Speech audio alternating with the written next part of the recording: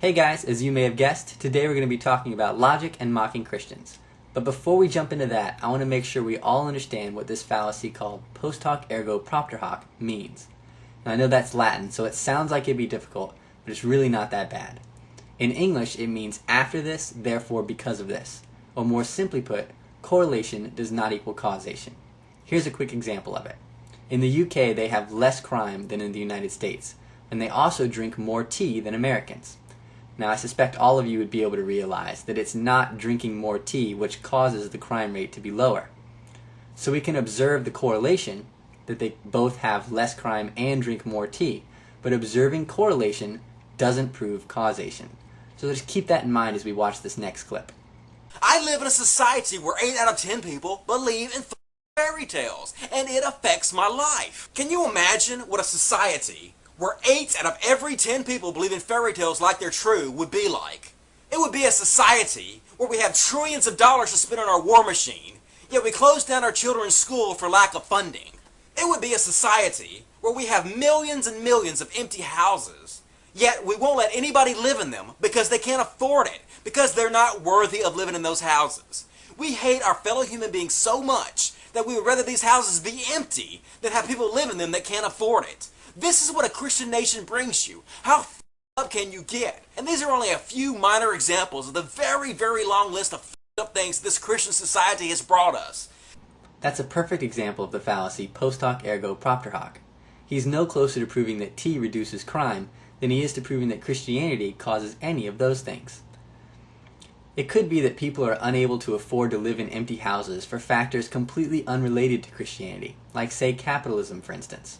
Let's see what else he argues. It is very easy to teach them new fairy tales and get them to believe in those fairy tales like their reality.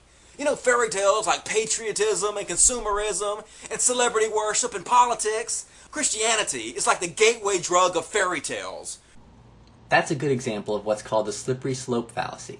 If A happens, then that will cause B, C, and D to happen. Or in this case, if you become a Christian, then that will cause you to believe fairy tales like patriotism, consumerism, celebrity worship, and politics. Now the first problem is that he provides no evidence of causation.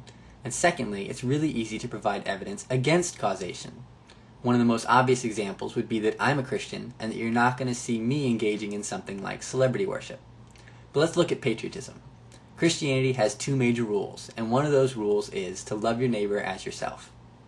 Now patriotism is not a bad thing unless you violate love your neighbor as yourself. It only becomes detrimental when you think of your country as having special rights, or you think of your leader as being infallible. You even go so far as to say, if you go ask any Christian if they're a Christian first or an American first, every one of them would tell you they're a Christian first. So much for Christianity causing patriotism. The next fairy tale you mentioned is consumerism. Now the Bible talks about the love of money being the root of all evil. So if there is any kind of causal relationship going on here, then it seems like it'd be more likely that American culture taints Christian principles rather than Christian ideals, making Americans turn towards consumerism. Celebrity worship almost isn't worth bringing up. The Bible takes a really clear stance on any form of idolatry. And lastly, politics. I'm really not sure where you were going on this one. Politics isn't a fairy tale. Let's see what else you have to say. In fact, Christians are specifically taught that faith is something to be respected, that believing in things without evidence is a feature to be admired. They actually take pride in their ignorance. I understand when atheists misuse the term faith, but since you claim to be a former Christian, it kind of surprises me when you do it. Faith comes from the Greek word pistis, which means trust. And as you know, trust can be based on good reasoning or bad reasoning. The evidence is all important as to whether or not trust is a good thing or not. So the question becomes, what kind of trust does the Bible support? And with verses that say things like, test everything, hold on to the good, I think that answer is fairly obvious.